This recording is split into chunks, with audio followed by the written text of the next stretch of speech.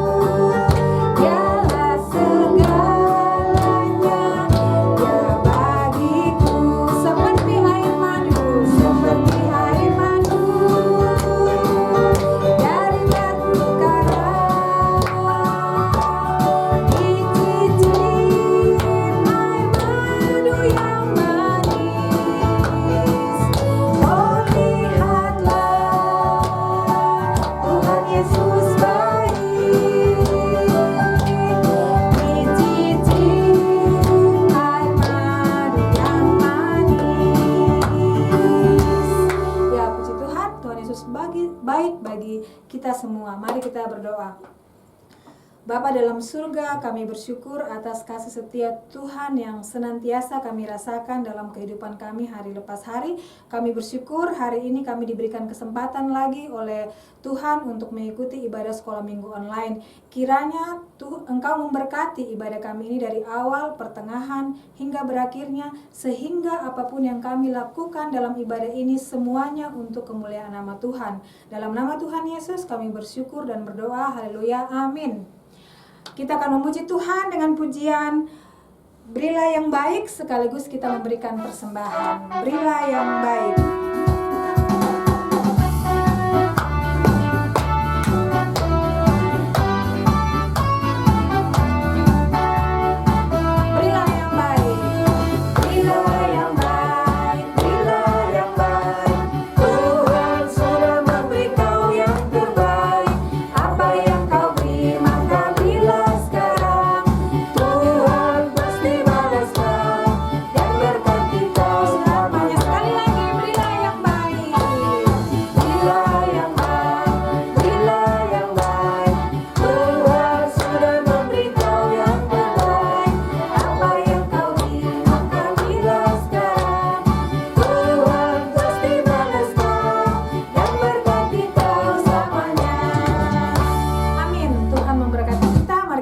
Untuk persembahan kita sekaligus menyiapkan hati kita untuk mendengarkan firman Tuhan. Kita berdoa.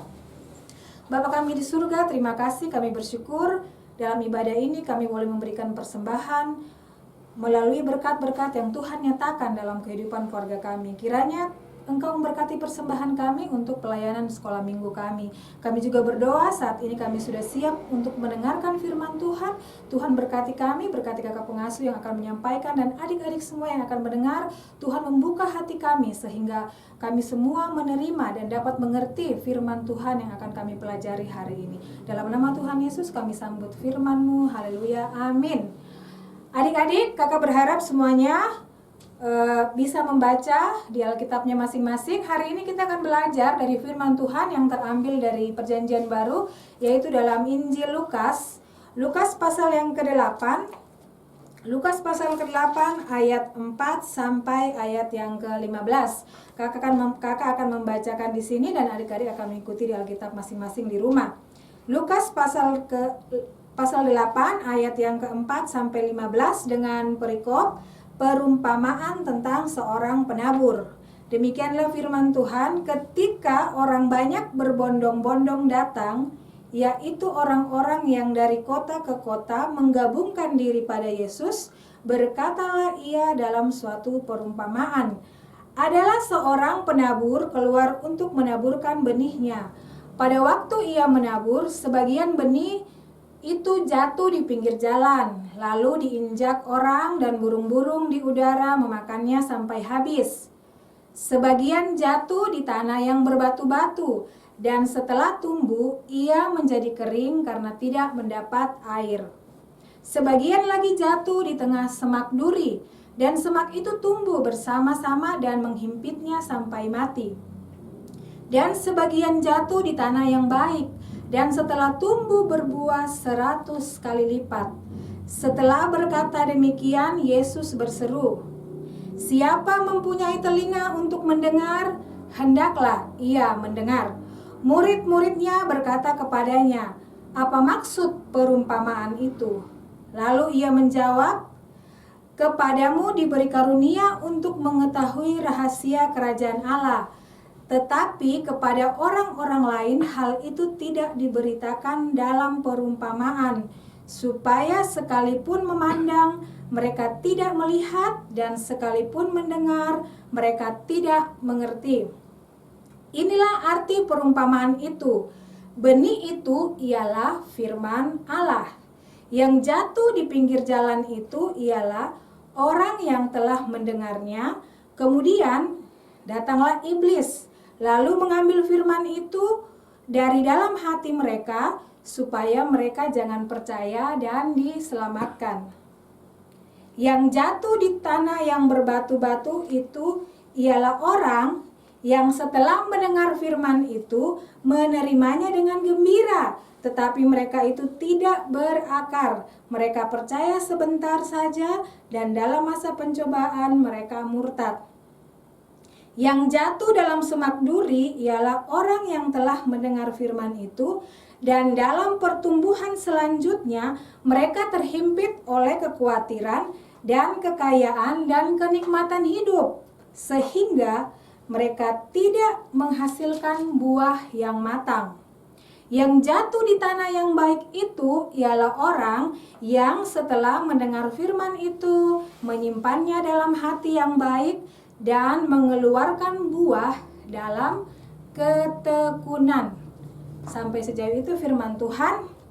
Nah, adik-adik, hari ini kita belajar tentang seorang penabur yang menaburkan benih. Ya, ini perumpamaan, jadi semacam bukan cerita yang sebenarnya, hanya semacam kiasan untuk menjelaskan suatu hal. Nah, benih yang dimaksud di sini seperti ada yang terdapat di ayat yang ke-11, ya. Benih itu ialah firman Allah yang diberitakan kepada kakak pengasuh serta adik-adik semua. Nah, diri kita atau hati kita diumpamakan seperti tempat, ya, untuk menabur benih itu. Nah, dalam pembacaan kita ada 4 tempat, ya, untuk menabur benih itu. Tempat yang pertama ada pada ayat yang ketiga, yaitu ditabur di tepi jalan. Tapi apa yang terjadi adik-adik ketika benih itu ditabur di tepi jalan? Ya, dia diinjak-injak orang dan dimakan oleh burung dari udara, sehingga benih itu tidak bertumbuh. Nah, pada ayat ke-12 digambarkan bahwa benih yang ditabur di tepi jalan itu seperti orang, ya, yang mendengar tentang kebenaran firman Tuhan, tetapi mereka tidak percaya, sehingga mereka tidak diselamatkan. Nah, tempat yang kedua untuk menabur benih yang digambarkan dalam pembacaan kita ada pada ayat yang ke-6. Ada pada ayat yang ke-6, yaitu sebagian jatuh di tanah yang berbatu-batu, dan setelah tumbuh ia menjadi kering dan tidak mendapat air. Jadi adik-adik, benih yang kedua itu dia jatuh di tempat yang berbatu-batu, yang lapisan tanahnya tipis, ya, tidak ada, sehingga dia tidak mendapat air. Jadi waktu dia tumbuh, tetap dia tumbuh, tapi karena dia tidak mendapat air, akhirnya dia layu dan menjadi mati. Nah, itu digambarkan di ayat yang ke-13. Coba adik-adik perhatikan di ayat yang ke-13 itu digambarkan orang, ya, atau kita yang sudah mendengar firman Tuhan dan menerima firman Tuhan itu dengan gembira. Ya, kita senang dengan firman Tuhan.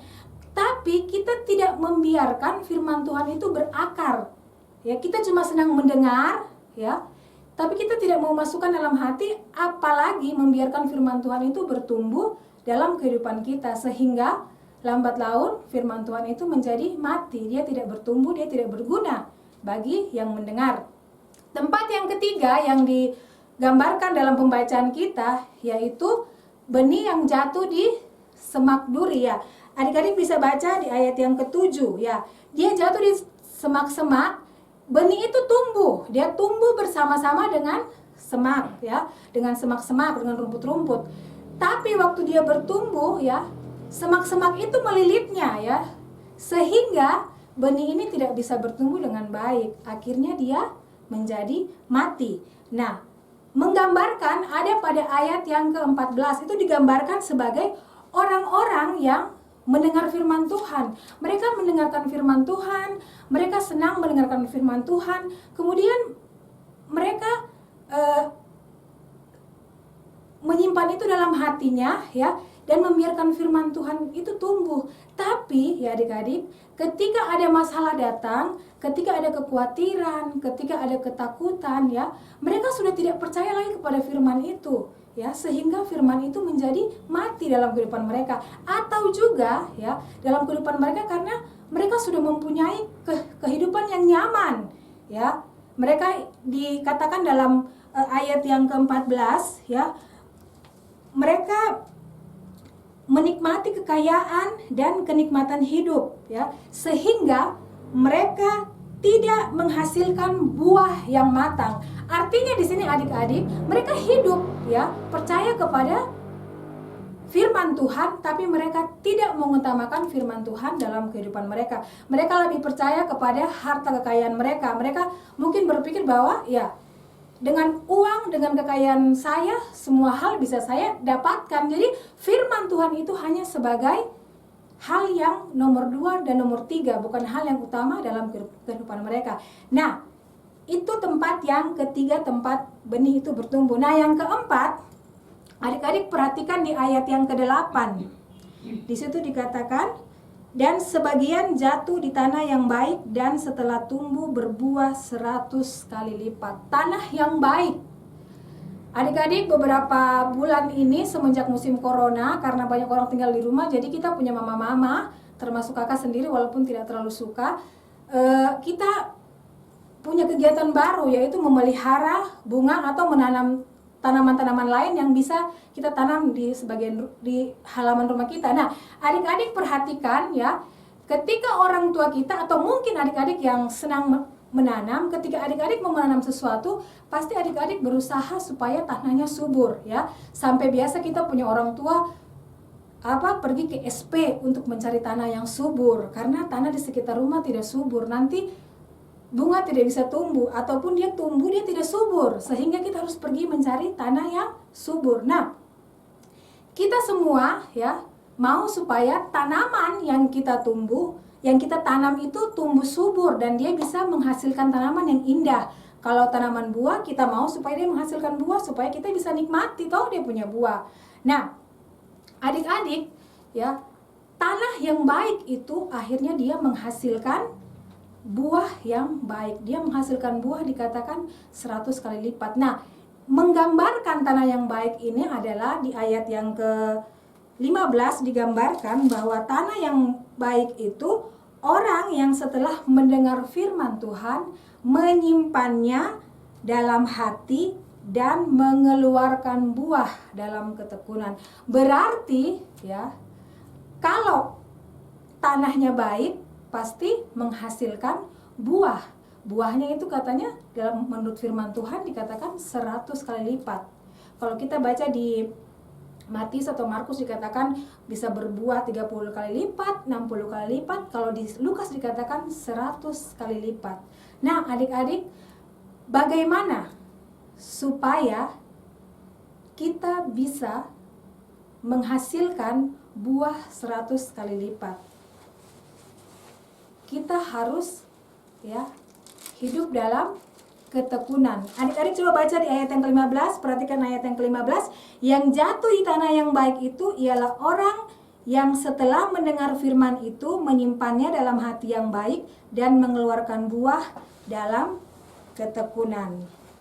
Nah, adik-adik, untuk menghasilkan buah yang baik, ya, untuk menghasilkan buah yang baik, kita harus hidup dalam ketekunan. Ketekunan itu apa? Ya, ketekunan menurut Kamus Bahasa Indonesia itu rajin, bersungguh-sungguh, ya. Jadi ketekunan itu bukan hanya duduk, diam, dengar, tidak, tapi tekun itu merupakan kata kerja. Ya, mungkin adik-adik yang kelas tabung sudah mengerti kata kerja berarti kita aktif, ya, melakukan sesuatu. Nah, tekun itu kita sungguh-sungguh, kita berusaha, ya. Kita percaya bahwa firman Tuhan, ya, itu benih yang baik yang harus jatuh di kehidupan kita, yang harus ditanam dalam hati kita yang baik juga supaya dia bisa bertumbuh. Nah, bagaimana supaya kita bertekun? Apa yang harus kita lakukan supaya kita setia bertekun sehingga kita menghasilkan buah? Yang pertama, kita harus belajar memahami firman Tuhan. Jangan seperti tanah yang jenis yang pertama, yang di pinggir jalan, kemudian yang di batu-batu, ya, kemudian yang di semak-semak, ya. Kita jangan hanya mengerti, kita jangan hanya tahu firman Tuhan, ya, tapi kita mau belajar. Rajin membaca firman Tuhan, rajin mendengar firman Tuhan, sehingga firman Tuhan itu tertanam dalam kehidupan kita, ya. Kemudian, ya, yang kedua, yang paling penting adalah adik-adik, kita semua harus terus-menerus berusaha, ya, untuk mempraktekkan firman Tuhan itu. Kalau kita menanam suatu bunga, kakak kasih contoh, misalnya bunga aglonema itu yang warnanya daunnya ada yang merah, ada yang putih, ada yang hijau bercorak-corak. Nah, itu dia punya tanah khusus, ya. Jadi bukan tanah biasa. Ya, itu harus ada campuran sekam, harus ada campuran pasir, harus ada pupuk kandang dan sebagainya. Nah, sama dengan hati kita, ya. Ketika kita mau firman Tuhan itu bertumbuh subur dalam kehidupan kita, kita juga harus mempersiapkan hati kita. Nah, bagaimana kita mempersiapkan hati kita? Coba adik-adik kita buka di 2 Timotius. Kakak berharap ini jadi ayat hafalan bagi kakak serta adik-adik semua. 2 Timotius pasal 3 ayat 16. Kakak bacakan sebelum kita mengakhiri renungan kita pagi hari ini. 2 Timotius 3 ayat yang ke-16. Segala tulisan yang diilhamkan Allah memang bermanfaat untuk 1. Mengajar, 2. Untuk menyatakan kesalahan, 3. Untuk memperbaiki kelakuan, dan 4. Untuk mendidik orang dalam kebenaran. Nah, kita harus mempersiapkan hati kita, ya, supaya firman Tuhan itu bisa berbuah. Dengan apa? Ya, kita harus mempersiapkan hati kita supaya kita mau diajar. Kemudian kita juga mau mengakui kesalahan kita, ya. Kalau memang kita salah, kita harus akui bahwa kita salah. Jangan selalu kasih salah teman, jangan selalu kasih salah orang tua. Tapi ayo, untuk bertumbuh, menghasilkan buah, kita harus berani mengakui kesalahan kita. Yang ketiga, ya, kita harus memperbaiki kelakuan kita. Ya adik-adik, firman Tuhan tidak akan bertumbuh kalau kita punya kelakuan masih tetap sama seperti waktu kita belum percaya Tuhan. Yang keempat, mendidik dalam kebenaran. Ya, untuk bertumbuh, untuk menghasilkan buah, kita harus bersedia hati dan kehidupan kita dididik oleh firman Tuhan. Kiranya firman Tuhan hari ini bisa menjadi berkat untuk kita semua, menolong kita semua untuk tetap bertekun di dalam mempelajari, memahami firman Tuhan. Haleluya, amin. Kita akan mengakhiri ibadah kita pagi hari ini dengan pujian yang mengatakan, kasih Yesus indah dalam hidupku.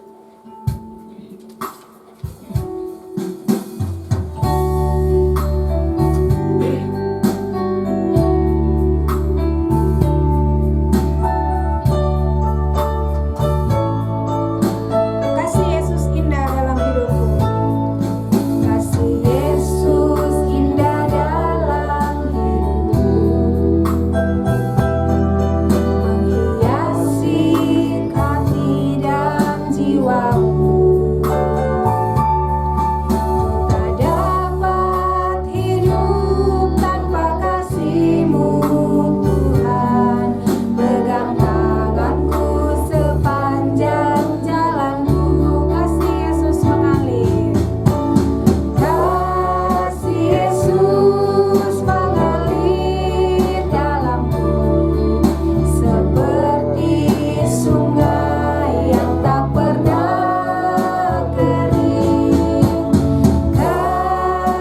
Yesus membebat hatiku, dalam kasih-Mu ku merasa teduh. Mari kita berdoa. Bapa kami di surga, hari ini kami bersyukur kalau kami sudah boleh diingatkan oleh kebenaran firman Tuhan, sehingga kami menjadi tanah yang baik. Kami menyiapkan hidup kami, hati kami untuk menerima firman Tuhan, sehingga firman Tuhan yang kami dengar, yang kami pelajari dapat bertumbuh dan berbuah lebat dalam kehidupan kami, sehingga kami bisa menjadi berkat dan membawa kemuliaan bagi nama-Mu. Terima kasih Tuhan. Tuhan berkati kami dalam minggu yang baru ini, dalam kami mempersiapkan ulangan akhir semester kami yang sebentar lagi akan kami lewati. Tuhan mempersiapkan kami semua, mempersiapkan kesehatan kami, supaya kami sungguh-sungguh siap untuk mengikuti ulangan akhir semester. Terima kasih juga Tuhan, kami berdoa buat orang tua, keluarga kami yang senantiasa mendampingi kami, membantu kami dalam sekolah kami selama masa sekolah online ini. Terima kasih Tuhan, kami juga berdoa bagi kehidupan keluarga orang tua kami. Engkau memberkati pekerjaan mereka supaya Tuhan memenuhi kebutuhan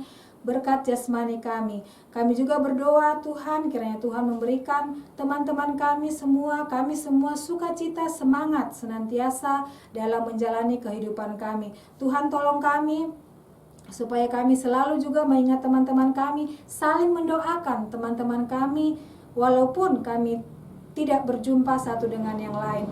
Terima kasih Tuhan, akhirnya kami akan mengakhiri ibadah sekolah minggu online kami di hari ini. Tuhan memberkati kami dengan kasih karunia-Mu, sehingga kami senantiasa hidup dalam berpengharapan hanya kepada Engkau Juru Selamat kami. Dalam nama Tuhan Yesus kami berdoa dan bersyukur. Haleluya, amin. Ibadah kita telah selesai, kita akan berjumpa lagi minggu depan dalam ibadah sekolah minggu online. Tetap sehat, ingat kalau keluar jangan lupa pakai masker dan sering cuci tangan. Shalom.